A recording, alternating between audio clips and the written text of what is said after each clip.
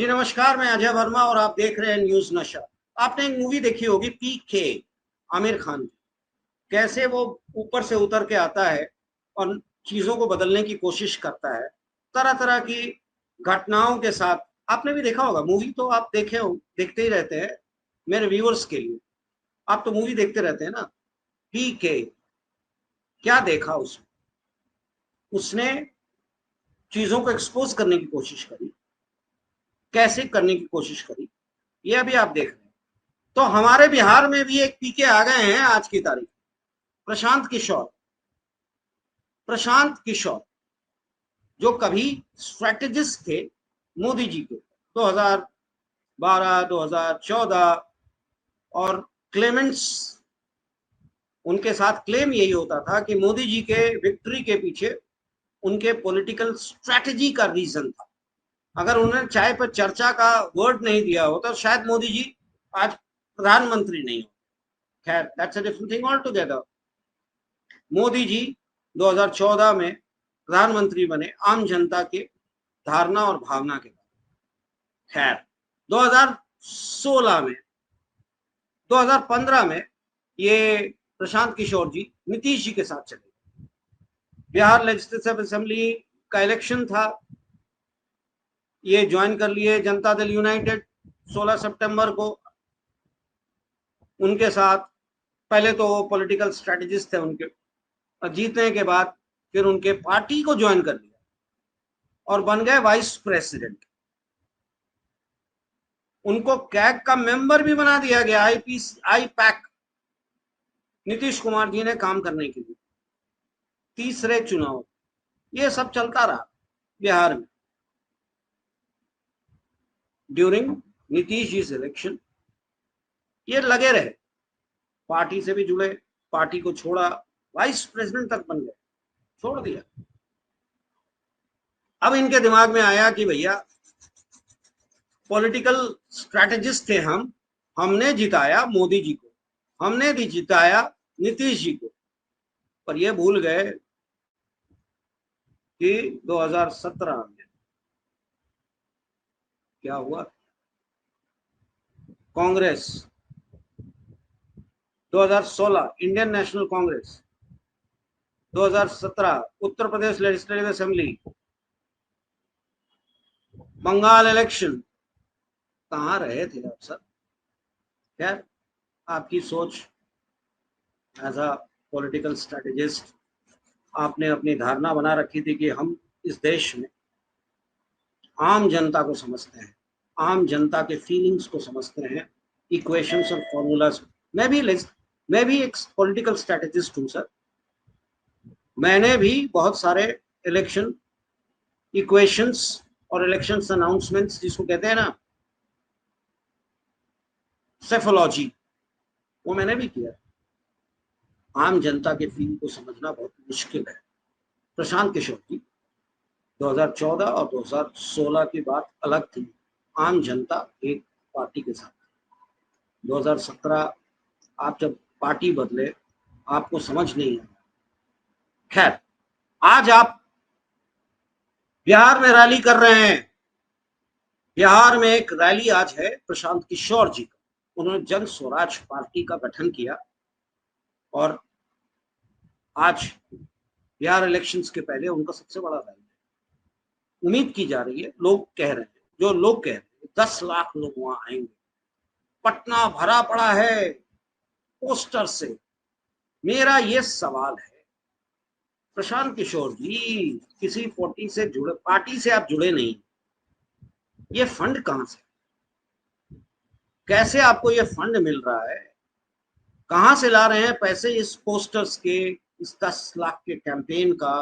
गांधी मैदान में आपने रैंप बना रखा है, पहली बार रैंप बना है। जहां तक लोग कहते हैं कि पहली बार किसी मीटिंग में रैंप बना है कि नेता जो है ना वो आम जनता तक टच बेस करेगा। तो पैसा लगा होगा, कहां से आया पैसा? फॉर्मर ब्यूरोक्रेट्स को आप अपनी पार्टी में ला रहे हैं, तो कहीं ना कहीं से तो पैसा आ रहा होगा। देखते हैं कहां आप स्टैंड करते हैं और आपको कौन फंड कर रहा है। इसी पे हम आज अपने वरिष्ठ पत्रकार मनोज प्रसाद जी वरिष्ठ पत्रकार।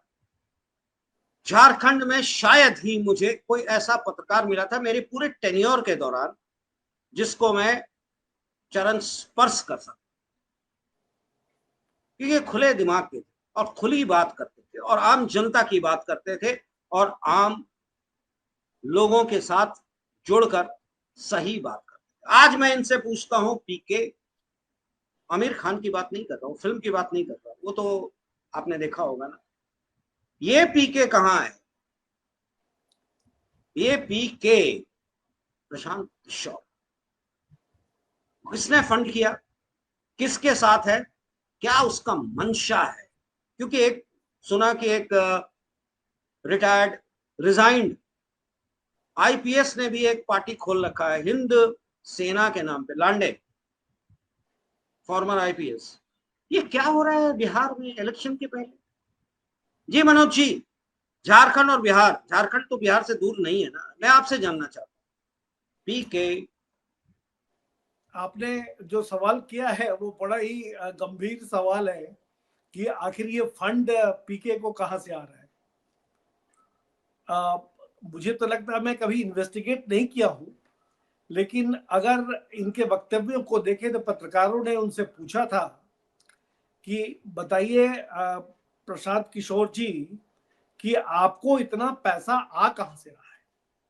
तो पत्रकारों के जवाब में Prashant Kishor, he is on record, कह रहे थे कि वो तो स्ट्रैटेजिस्ट रहे हैं, इतने पॉलिटिकल पार्टीज को उन्होंने अपना सहयोग दिया है और अपना योगदान दिया है, तो उसमें 100 करोड़ रुपया कमा कमा के। सो हमारा जो जितना सोर्स है मनी का, वो सब पॉलिटिकल पार्टी से हम कमाए हैं और उसको हम कर रहे हैं, पैसे की कोई कमी नहीं।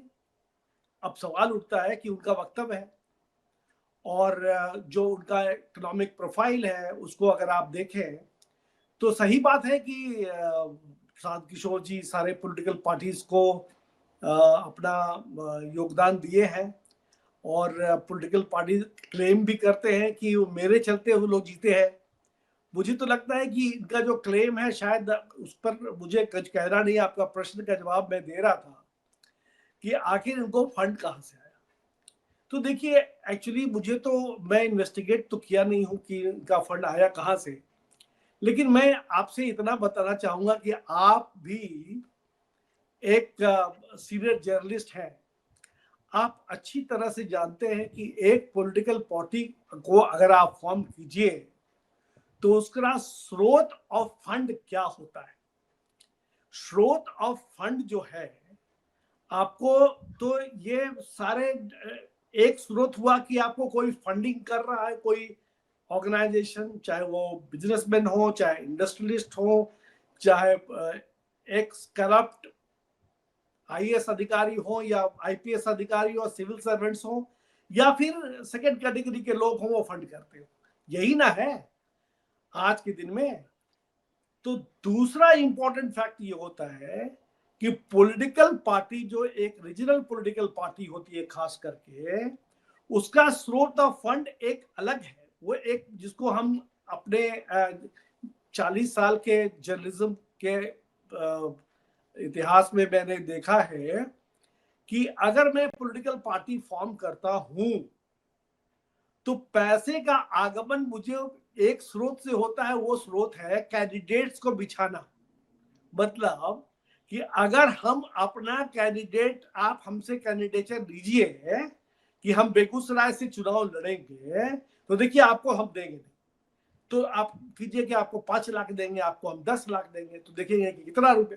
तो ये जो कैंडिडेट के चुनाव में जब सीट दिया जाता है पॉलिटिकल पार्टी के द्वारा, उससे उगाही होता है। मैं आपको बताना चाहूंगा, सच्चाई ये है कि मेरे मित्र हुआ करते थे, सीनियर पर्सन हुआ करते थे, आप जानते हैं डॉक्टर रामदयाल मुंडा। डॉक्टर रामदयाल मुंडा पहले जनता दल से चुनाव लड़े थे और बाकी इंडिपेंडेंट भी लड़ते रहते थे। तो मैं एक दिन उनके घर पे बैठा हुआ था और सुबह में 8 बजे, 8:30 बजे उनसे बात हो रही थी। तो मुझे फोन से बुलाए थे कि आओ मनोज देखो जरा बात। क्या बात है सर, बताइए। तो वो बोले कि हम चुनाव लड़ रहे हैं। तो हम बोले कहाँ से? तो रांची से। हमने क्यों लड़ रहे हैं? तो बोले अरे तुम समझते नहीं हो, तुम एकदम नहीं समझते। हमने क्या हुआ? अरे 10 लाख दे रहा है ना। तो 10 ओह, लाख दे रहा है तो वो पार्टी उसको 10 लाख दे रहा था, और वो बोले कि पार्टी ऐसा है जो हमको 10 लाख दे रहा है, और वो पार्टी जो है उसमें हमको 10 लाख मांगता है कि तुमको सीट देंगे। कौन बड़ा पार्टी है, थोड़ा उसका जो सिंबल है वो इम्पोर्टेंट है। तो मैं उनसे सीखा कि ये पॉलिटिक्स में पॉलिटिकल पार्टीज जो बनाते हैं वो कैंडिडेट्स को अपना सीट अलॉट करते हैं पैसा लेकर, ताकि अब क्या होता है, ये इंडस्ट्री है। देखिए पॉलिटिकल पार्टी जो पॉलिटिकल इंडस्ट्री जो है उसमें हमको सीट मिल गया, मान लीजिए कि एक्स पार्टी से। अब एक्स पार्टी से हम 10 लाख रुपया दे करके टिकट ले आए। अब वो चुनाव लड़ने के लिए हम घर घर बड़े बड़े इंडस्ट्रीज के पास गए अपने गैंग के साथ और बोले सुनो यार चुनाव लड़ रहे हैं। तो बोले हम क्या करें? तो बोले तो हम चंदा दो। तो 10 लाख की जगह वो 30 लाख जुगाड़ कर लेता है। तो बात है कि दिस इज बेसिकली, वो जीतने के लिए चुनाव नहीं लड़ रहा, वो बेसिकली लड़ रहा है कि अपना नाम भी होगा, अखबार में नाम छपेगा और एक पॉलिटिकल पार्टी बन जाएगा, तो और पॉलिटिकल मैन बन जाएगा। उसके बाद चंदा कलेक्ट कर लेगा, 10 लाख खर्चा किया, इन्वेस्ट किया और 30 लाख जमा कर लिया। तो मैं ये नहीं कह रहा हूं कि श्रीमान पीके भी वही कर रहे होंगे, लेकिन मैं इतना जरूर कह रहा हूं कि पॉलिटिकल पार्टी अपने को बना के आगे बढ़ने में एक पैसे कमाई का एक बहुत बड़ा धंधा है। और ये बड़ा ऐसा धंधा है जो पीके शायद 100 करोड़ बोलते हैं कि कमाए हैं बहुत सारे पॉलिटिशियंस, पॉलिटिकल पार्टीज को सर्व करके, उनका डेटाबेस तैयार करके, उनके उसको स्ट्रेटेजी बना करके, उनका स्लोगन दे करके और क्या करके। सर यहाँ एक चीज 100 करोड़ उन्होंने कह रहे हैं कमाया है, क्या ये रजिस्टर्ड है इनकम टैक्स? क्या देखिए ये रजिस्टर्ड है ये सरकारी? रजिस्टर्ड है कि नहीं है, उन्होंने एक बयान दिया था, वो 100 अभी रिकॉर्ड करोड़ में है। कम नहीं होता है, 100 करोड़। आपने कितना टैक्स किया देश को? ये मुझे लगता है ये तो इन्वेस्टिगेटिव का मामला है, और मुझे लगता है कि investigating agencies should take note of it and try to understand कि ये पॉलिटिकल पार्टी जो बन रहा है अभी, इनका जो पार्टी है वो बनाए हैं, उसका स्रोत क्या है और इतना पैसा कहां से आ रहा है। मुझे लगता है कि जैसे बिल्डर्स लोग बनाते हैं बिल्डिंग, यहाँ पर रांची में कम से कम 100 बड़ा बड़ा बिल्डिंग बन रहा है। मैं आपको बता रहा हूं इसमें दो ही तरह का स्रोत है मनी का, या thoroughly corrupt civil servants and politicians, उन्हीं का पैसा लगा हुआ है। सर पर आम आदमी परेशान है इन लोगों से ना। परेशान है, जबरदस्त रूप से परेशान है, लेकिन इनके पास करोड़ों की संपत्ति है और आती रहती है। मुझे लगता है कि अजय वर्मा जी, आपसे मेरा एक अनुरोध था कि आप जो जर्नलिस्ट रह गए थ्रू आउट, आपको भी कोई पॉलिटिकल पार्टी बना लेना चाहिए था, और ये जा करके बहुत अच्छा स्रोत है पैसे का। नहीं, मैं वापस आता हूं पीके पे। और एक सुना कि आईपीएस ने भी रिजाइन करने के बाद हिंद सेना, शिव सेना के तौर पे लांडे जी ने शुरू किया है बिहार में, अनाउंस किया है। हाँ, ये क्या है बिहार इलेक्शन के पहले इस तरह के माहौल क्रिएट करना? 10 इससे लाख लोगों का आज की रैली में क्या हुआ ये नहीं पता है अभी तक। पर प्रशांत किशोर का यही कहना है कि मैं जो भी कहूंगा गांधी मैदान में कहूंगा। अरे पहले तो बता दो कि 2014, 2012, 2016 में तुम्हारा क्या रोल रहा था भारतीय जनता पार्टी के साथ, जेडीयू के साथ। और 10 साल में तुम्हें शायद आमिर खान के पीके के तरह से तुम्हें दिमाग आ गया कि हमें बदलना है, बिहार को बदलाव की जरूरत है। बिहार में बदलाव की जरूरत क्या है? किस तौर पे पीके बदलाव की बात कर रहा है? क्या है पीके का बदलाव? ये रिटायर्ड आईपीएस आईएएस जो उसके अध्यक्ष और मेंबर हैं, या रिजाइंड आईपीएस और आईएएस जिन्होंने जिंदगी भर, कहना नहीं चाहिए आपको भी पता है, सरकारी, हाँ आपने हंसकर बता दिया मैं जो कहना चाह रहा था। तो ये है पीके कहाँ स्टैंड करता है आज की तारीख में बिहार में, और किसके साथ है, बीजेपी के साथ, जेडीयू के साथ या आरजेडी के साथ? देखिए, बेसिकली दो तीन चीज बड़ा इंपॉर्टेंट है जीवन में, जीवन के सफर में। कोई भी आदमी अपना प्रोफेशन को तय करता है, और खास करके पीके की तरह व्यक्ति को, जो कि हाईली एम्बिशियस है और पूरे सिस्टम को अच्छी तरह से जानता है। वो जानता है अच्छी तरह से कि हम 100 करोड़ अगर कमा चुके हैं इन लोगों से, तो अभी 1000 करोड़ कमाने वाले हैं, और कमाने की दौड़ शुरुआत हो चुकी है। क्योंकि बिहार हो, चाहे वो झारखंड हो, चाहे बंगाल हो, यहां पर पॉलिटिक्स में ज्वाइन करने का मतलब सिर्फ जीतना नहीं होता है। लालू जी ने एक नया कॉन्सेप्ट दिया था, आपको याद होगा, वोट कटवा। वोट कटवा का कॉन्सेप्ट दिया हुआ है लालू जी का। तो लालू जी ने कहा था कि पॉलिटिकल, ये देखिए ये वोट कटवा है, मतलब कि अपने कैंडिडेट को उतारे हैं उस कैंडिडेट को जिताने के लिए और उसका वोट काटने के लिए। तो अब वोट काटने के लिए अगर अपने कैंडिडेट को उठाए तो पैसे भी लिए, और इधर स्रोत से भी आ गया कि तुम खड़ा करो यहां पर तो हम तुमको पैसा देंगे। तो दोनों स्रोत से पैसा आ रहा है। तो पॉलिटिकल पार्टी एक ऐसा इंडस्ट्री है करप्ट सिस्टम में, जिसका कि मुझे लगता है कि पढ़ाई लिखाई करने का कोई जरूरत नहीं है। मुझे लगता है कि पीके की अगर आप एजुकेशनल बैकग्राउंड देखें, देखिए अंग्रेजी वगैरह बढ़िया बोलते हैं, लॉजिकली बात करते हैं, देखने में हैंडसम है, स्मार्ट है। और मुझे लगता है कि अगर इनके एजुकेशनल बैकग्राउंड को हम कोशिश किए कि देखने के लिए, तो पता चला कि स्कूलिंग गांव वगैरह में किए हैं, लेकिन ये कहां से पढ़ाई किए, इनका क्या क्वालिफिकेशंस था, और फिर वो पोस्ट ग्रेजुएशन किए कि नहीं किए पता नहीं। लेकिन विकिपीडिया में देख रहे थे हम कुछ दिन पहले, तो मालूम चला कि एक यूनाइटेड नेशंस का कोई हेल्थ का प्रोग्राम के लिए 8 साल काम किए थे। इनके पिताजी फिजिशियन थे, माताजी हाउसवाइफ थी। तो पढ़ाई लिखाई तो शायद पता नहीं क्या किए क्या नहीं किए, हमें नहीं मालूम। लेकिन ये आदमी बिहार के एक ऐसे पांडे परिवार से हैं जो कि बहुत अच्छी तरह से पॉलिटिक्स को समझते हैं। और आप देखिए, अगर इनसे बात कीजिए तो वो ये नहीं बोलेंगे कि, जैसे मान लीजिए जर्नलिस्ट होने के नाते बहुत सारे जर्नलिस्ट ने इनसे बहुत सारे क्वेश्चंस किया है, लेकिन कुछ उसका आंसर हमको थोड़ा आपसे बात करना का संदर्भ पड़ता था कि इनका बैकग्राउंड समझ सके और इकोनॉमिक बैकग्राउंड को समझने की कोशिश करें। आप देखिए कि अधिकतर लोग जानते हैं कि कास्ट सेंसिटिव स्टेट बिहार है, और इस कास्ट सेंसिटिव स्टेट बिहार में ये हैं फॉरवर्ड कास्ट ब्राह्मण परिवार से आते हैं। भूमियार है, हम भूमियार है या ब्राह्मण है? नहीं, ब्राह्मण है, पांडे जी हैं, इनके फादर का नाम पांडे। तो क्या हुआ कि इनसे किसी पत्रकार ने पूछा पटना में कि ये कास्ट पॉलिटिक्स में आप अपने आप को कैसे आगे बढ़ाना चाहते हैं। उन्होंने काटा, बोला कौन कहता है कि बिहार में कास्ट पॉलिटिक्स है? साउदर्न स्टेट्स में भी तो कास्ट का ये होता है। यहाँ तो 3 बड़े पॉलिटिशियंस जो बाहर से आए और यहाँ पर लीडर बन के नेशनल लीडर उभरे। तो पत्रकार ने कहा, पूछा कौन? तो जॉर्ज फर्नांडिस कर्नाटका के थे। उसके बाद आप देखिए कि प्राइम मिनिस्टर बने क्या गुजरात थे ना, क्या गुजराल, पीके गुजराल पंजाब।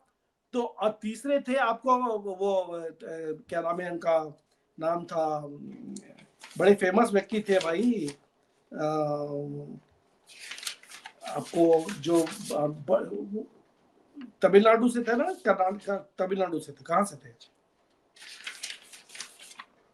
एक और पॉलिटिशियन से तो बहुत जोर से उभरे और काफी अच्छा काम किया, उनका नाम था Madhu Limaye. He was from Maharashtra. तो इन्होंने, इनका शायद जवाब कुछ ऐसा ही था। लेकिन जब आप देखिए कि ये सारे जो लीडर्स उभर करके आए, उसमें निश्चित रूप से इनका वर्चस्व रहा, लेकिन ये नेशनल लेवल में जाके किया। राज्यसभा के मेंबर बने आपको ये क्या नाम है, मधु लिमाई। उसके बाद क्या नाम है, गुजराल भी बने राज्यसभा के। और ये मुजफ्फरपुर से रहे आपको George Fernandes, no doubt about it, was very popular. लेकिन आप देखिए कि इनका आंसर सिर्फ इसलिए था कि चूंकि he comes from a Pandey family, Brahmin family, तो इसके काउंटर में जब मीसा भारती से पूछा गया कि आप जरा बताइए भाई कि पीके के बारे में आप क्या सोचती हैं, तो बोली पांडे वर्सेस ओबीसीज है। हमेशा जो पांडे जो ब्राह्मण कास्ट होता है, ये मीसा भारती का कहा हुआ है, रिकॉर्ड में भी है, आप चेक कर सकते हैं कि ये ब्राह्मण नहीं चाहते कि ओबीसी और यादव आगे बढ़े, इसलिए काउंटर किए। तो देखिए ये सब हुआ, ये 4 चुनाव जो हुआ बाई इलेक्शंस, उसके पहले इन्होंने 2 अक्टूबर को पार्टी को फॉर्म किया। अब 2 अक्टूबर के पार्टी को फॉर्म किया, कैसे किया? तो अब ये सारा काम हो रहा था, कास्ट पॉलिटिक्स के बारे में बता रहे थे, तो इन्होंने क्या किया कि एक्टिंग प्रेसिडेंट जो है भारती, क्या नाम है उनका भारती का, वो उनको एक्टिंग प्रेसिडेंट बना दिया, दलित परिवार के थे। And the party was formed in presence of 2 politicians. One was Hussain, Mazhar Hussain, जो कि आपको जेडीयू से एमपी थे और पॉलिटिक्स में ऑलमोस्ट मृत प्राय हो चुके थे, लेकिन उन्होंने अपना प्रेसेंस दिखाया, वहां हो गए। और एक यादव जी थे, देवेंद्र प्रताप यादव, जो 2-3 बार एमपी रह चुके थे और आरजेडी के, जो कि उसको छोड़ दिए थे। उसके बाद वो present, they were present there during the formation of this party Patna में। आज का स्थिति क्या है? 4 चुनाव हुआ, 4 बाई इलेक्शन हुआ, चारों में इनकी पार्टी की स्थिति तो आपको मालूम है, 5000 6000 एक ही खाली सीट है, जिसमें कि मुजफ्फर जो थे उसको करीब सबसे ज्यादा सीट मिला करीब, लेकिन तीनों जगह में वो डिपॉजिट लूज कर गए और बहुत भयानक रूप से इनकी स्थिति खराब हो गई। अब जो है सो ये लॉन्च कर रहे हैं, अपने आप को कह रहे हैं कि हम तो 242-43 सीटों में ही लड़ेंगे। अब 243 सीट में आप लड़िएगा तो बड़ा मजा आएगा। मजा ये आएगा कि बात साफ साफ है कि सब जगह कैंडिडेट देंगे। अब मान लीजिए कि अगर 2-2 लाख रुपया भी लिए तो आप सोच लीजिए कम से कम 20-25 करोड़ रुपए से कमा लेंगे। तो बात ऐसा है कि आज लाल किला पूरा पटना में सजा हुआ है, आपको लगता है कि पैसा आ कहां से रहा है? पैसे की कोई कमी नहीं है बॉस, आपको तो लग रहा है। आपसे तो मेरा अजय भाई आपसे रिक्वेस्ट है कि आप पॉलिटिकल पार्टी क्यों नहीं बनवा लेते, काफी करोड़ रुपया कमाइएगा। और देखिए ना, ये तो बेसिकली कहीं आज के दिन में वो उनको पैसे की कोई कमी तो है नहीं। तो बात उठता है कि 2 चीज, कि पैसे की कमी नहीं है साफ साफ, दूसरा कि अपने सब कैंडिडेट 243 कैंडिडेट खड़ा करेंगे। 243 कैंडिडेट्स खड़ा करेंगे तो भाजपा, ये जो मीसा भारती है बोलती है बी टीम है बीजेपी का। अब ये हमेशा नीतीश कुमार को गाली देते रहते हैं पीके जी, क्यों कहते हैं? तो इनकी आकांक्षा है कि नीतीश कुमार के बाद हम ही नेता उभर करके आए वहां पर। लेकिन मुझे लगता है कि उनको मालूम नहीं है कि नीतीश कुमार का योगदान बिहार के पॉलिटिक्स में बहुत बड़ा है। अब नीतीश कुमार को काउंटर करने के लिए वो लिकर पॉलिसी को कहते हैं कि हम लिकर बैन जो है यहाँ उठा लेंगे। तो बात उठता है, महिलाएं उनसे छुड़ाती है, तो फिर बोलती है सोचा जाएगा। तो मुझे लगता है अगर आप देखिए, जो कांग्रेस पार्टी जो बोल रही है वो खुद बोल रहे हैं। क्या बोल रहे हैं कांग्रेस पार्टी? आज उनका एक वहां रैली निकला हुआ है, जो कि हाँ, जो एसएफआई कन्हैया कुमार तो सीएम के हाउस में गए। हाँ, तो वो कह रहा है कि पलायन और नौकरी। वो क्या स्लोगन दे रहे उनके, देखिए चल रहे हैं कि माइग्रेशन हो रहा है क्योंकि अनएम्प्लॉयमेंट है। तो कांग्रेस पार्टी जब आएगी ना तो बड़का एम्प्लॉयमेंट दे देगी, वहां इंडस्ट्री सेटअप कर देगी और सीधे इटली से आएगा, वहां खर्चा होगा और लोगों को एम्प्लॉयमेंट दे देगी। तो वो बोल रहे हैं, पीके साहब भी जो है वही बात कर रहे हैं। उनका भी कहना है कि माइग्रेशन क्यों हो रहा है, कोई विकास हुआ क्या नीतीश कुमार के इसमें? अरे भाई, बात ऐसा उठता है कि जनता से जाके पूछिए कि नहीं हुआ। मुझे तो लगता है कहना बड़ा मुश्किल, अगर हम कहें कि नीतीश के राज में लालू के बाद काफी विकास हुआ, इसमें कोई दो मत नहीं है। इसमें तो कोई दो मत नहीं। अगर मैं नहीं कहूं तो लगता है मुझे गलती होगा। मुझे कोई पॉलिटिशियन से मतलब नहीं है, नीतीश कुमार को से हमको कोई संबंध नहीं है। लेकिन साफ बात है कि आप उनको दल बदलू कर दीजिए, उनको आप कुछ भी कह दीजिए उनका हेल्थ अच्छा नहीं है, वो बोलने नहीं जा रहे हैं, उनको पूरा हो गया, खत्म हो गया। नीतीश कुमार जी को अल्टरनेटिव आज के दिन में है नहीं, और बीजेपी भी जानती है अच्छी तरह से कि without Nitish Kumar you can not do anything in Bihar politics. तो आप जो उनको काउंटर करके चाहते हैं कि हम नीतीश कुमार बन जाएं, तो मुझे लगता है कि आने वाला वक्त बताएगा कि क्या होगा। भगवान करे हो जाए, लेकिन वो तो समय बताएगा। अभी अभी का क्या समय बीजेपी का रोल है पीके के पीछे? देखिए, मुझे तो लगता है कि एक बार का स्टेटमेंट मुझे याद है कि भाई प्रोफेशनली अगर शुरुआत तो देखें तो शुरुआत तो बेसिकली हुआ है नीतीश नरेंद्र मोदी, प्राइम मिनिस्टर नरेंद्र मोदी जब चीफ मिनिस्टर थे गुजरात में, तब इनकी शुरुआत हुई वहां पर कि चाय डेटा पे एनालिसिस। चर्चा, चाय पे हाँ, चर्चा जो कि फेल हो गया। नहीं उन्हें चाय पर तो क्या चर्चा नहीं। आम आदमी के सेंटिमेंट्स तो मोदी जी के साथ थे, बदलाव के साथ था, ये ना तो ना ना एक ना ना निकल गया बहाना।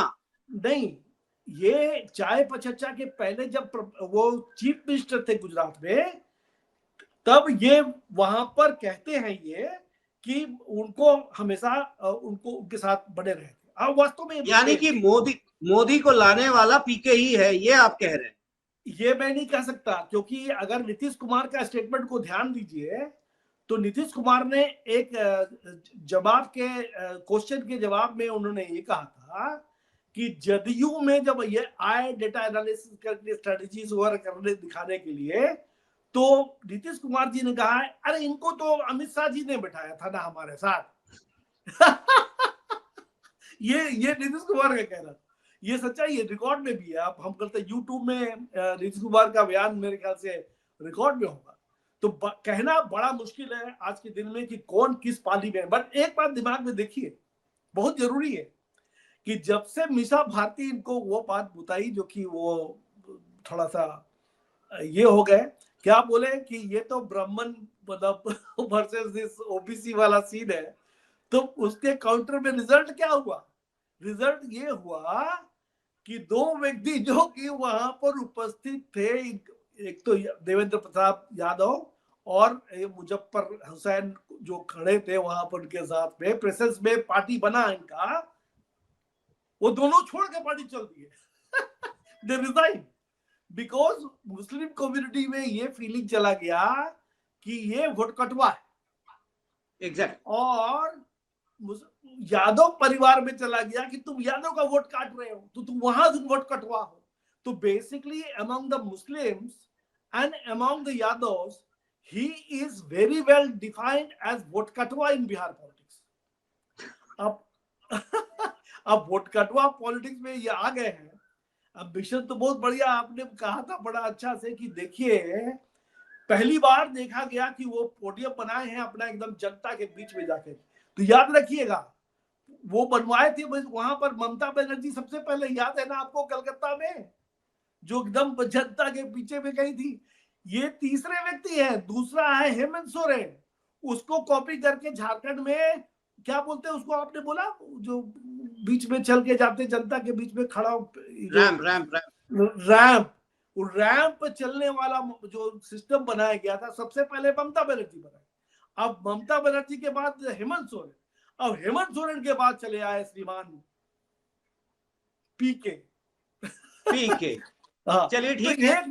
एक बात तो आप जान जाइए, साफ साफ बात है बॉस, जो मानिए ना मानिए चतुर व्यक्ति तो ये है, बहुत चतुर है। और ये जानता है कि पॉलिटिक्स में कैसे आदमी को क्या बोलते स्विम करना है। और जैसे तो मछली होता है ना, बड़ा महंगा मछली होता है, क्या नाम है उसका जो कि इलिश। इलिश। इलिश। इलिश नहीं, वो जो बंगाल में बड़ा फेमस है जो कि पानी के उसके अगेंस्ट में वो इलिश वेस, वही उसकी तो स्विम करता है। हाँ पानी तो को काट के जाता है इलिश। हाँ, तो वो उसमें फ्लेश नहीं, उसमें उसमें स्किन नहीं होता है, टोटली ये होता है हिल्सा हिल्सा हिल्सा हिल्सा, उसी को इलिश कहते हैं हिल्सा अंग्रेजी में। हिल्सा। तो हिल्सा जो है ना पानी के नदी के तो उसके किनारे तो भागता है, तो उसमें फ्लेश नहीं होता है, सॉरी फ्लेश नहीं बोलते, बोन्स नहीं होता है, बोन्स नहीं होती। हाँ बोन्स। तो ये हमको लगता है हिल्सा की तरह ये पानी के बौछार के पीछे में घुस करके वो पदयात्रा करके अभी ये सब कर रहे हैं बेसिकली। हमको लगता है कि देखना, चलिए अच्छा है, देखना है हिल्सा का वैल्यू इनको मिलता है या नहीं, या फिर ये भी उसी फिल्म की तरह देखे जाएंगे और छोड़ दिए जाएंगे, जैसा कि पीके मुझे आमिर खान लगता की है कि देखिए इनका, he is a very ambitious person, but to my mind I must tell you what I get the gather is he actually is trying to swim in this whole river of politics very quickly, and that is the cause of concern to my mind. ये यथ यात्रा से हमको नहीं लगता है कि इनका कोई, अब आने वाला समय बताएगा क्या होगा, आने वाला समय बताएगा। आज 10 लाख की बिहार भीड़ बना, के आज बिहार उन्होंने के रैली की नागरिक है, बड़े, देखते हैं कितने लाख लोग आते हैं और क्या वो बयान देते हैं, क्योंकि उन्होंने बयान दे दिया कि हम बदलाव चाहते हैं। बिहार का बदलाव क्या इन्हीं लोगों से होगा या फिर कोई पॉजिटिव बदलाव होगा बिहार में आने वाले चुनाव में, ये देखते हैं। और फिर हम आपके पास आएंगे। मनोज जी धन्यवाद, आप हमारे साथ जुड़े। हमारे व्यूअर्स को आपने बहुत ही इंपॉर्टेंट इश्यूज के साथ अपने व्यूज को शेयर किया जी, बहुत बहुत धन्यवाद जी, नमस्कार। Thank you very much, thank you very much. और आप हमसे जुड़े रहने के लिए सब्सक्राइब करें YouTube पर, फॉलो करें Twitter पर और लाइक करें Facebook पर। और ज्यादा जानकारी के लिए आपको टाइप करना होगा सिर्फ न्यूज़ नशा।